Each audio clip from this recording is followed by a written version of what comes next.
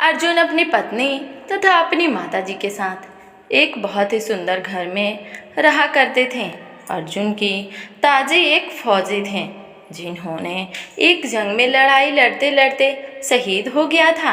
अर्जुन के पास अच्छी खासी घर और पैसे थे, लेकिन उसके पिता के शहीद होने के बाद उसका घर बस उनके पिताजी के दिए गए पेंशन से ही चला करता था। अर्जुन शुरू से ही बहुत ही ज़्यादा नाकामयाब और बेरोजगार लड़का था, क्योंकि उसके पिताजी एक सरकारी फौजी थे और उनके पैसों से वह ऐश किया करता था। लेकिन जब उसके पिताजी का मृत्यु यानी शहीद हो गए तो काफ़ी ज़्यादा दुख हुआ था, लेकिन फिर भी वह कोई भी काम को नहीं करता था, न ही किसी भी प्रकार की जॉब को करने के लिए राजी था। वह पढ़ाई लिखाई भी ज़्यादा नहीं किया करता था, क्योंकि उसके पिताजी तो जॉब करते थे, तब तो बॉर्डर पर तैनात पढ़ते थे और माताजी इतनी प्यार से रखते थे कि उन्हें मारने पीटने का मन ही नहीं करता था। इस कारण से दुलार प्यार की वजह से उसे ज़्यादा पढ़ाई करने नहीं बोला गया और न ही उसने खुद किया। पिताजी के मृत्यु के बाद उसकी माताजी हमेशा से ही अर्जुन को बोलती थी कि बेटा कोई काम तो ढंग से कर लिया कर, तुम्हारा जीवन गुजर बसर सही से हो जाएगा। पेंशन के पैसों से कितने दिन जिंदगी चलेगी, अगर पेंशन बंद हो जाएगा तो तुम्हें जीवन जीने में बहुत ज़्यादा काफ़ी परेशानियों का सामना करना पड़ेगा। इस कारण से मैं कह रहा हूँ कि तुम जल्दी जल्दी अपना कोई काम शुरू कर लो, तुम्हें बाद में फिर पछताना पड़ेगा। अर्जुन इतना ज़्यादा आवारा हो चुका था कि वो अपनी माता का बात नहीं मानता था और न ही अपनी पत्नी का बात।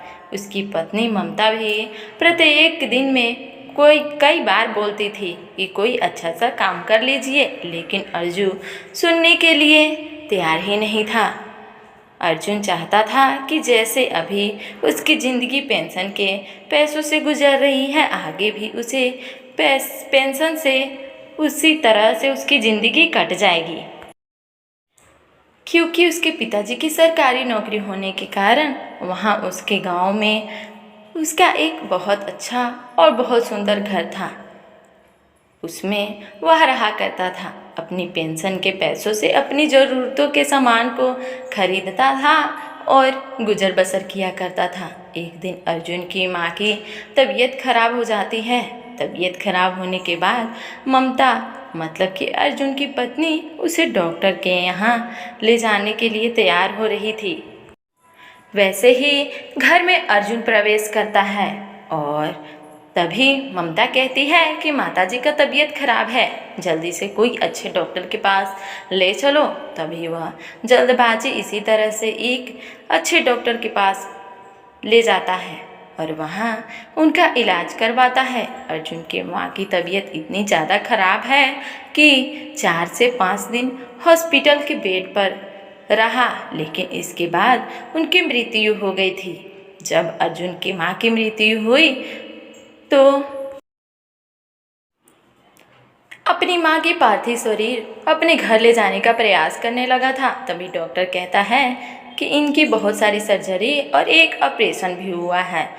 इस मरीज के शरीर को ले जाने से पहले तुम्हें हॉस्पिटल की पूरी बिल चुकाना पड़ेगा। तभी अर्जुन हॉस्पिटल के बिल के बारे में पूछने लगता है और कहता है कि हॉस्पिटल का बिल कितना है। एक डॉक्टर कहता है कि तुम्हारी माँ के इलाज में लगाए गए हैं 4 लाख रुपए, जिसे तुम जमा करके अपनी माँ को यहाँ से ले जा सकते हो।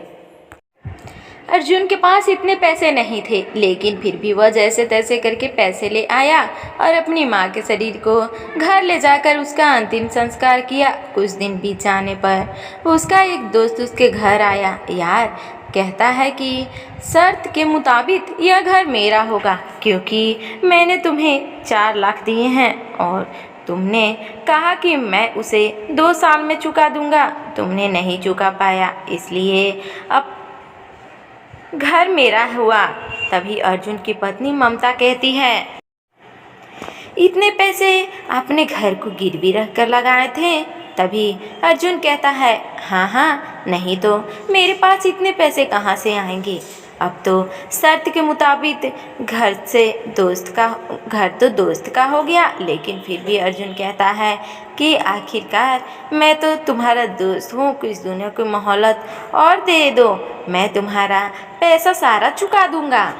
धन्यवाद।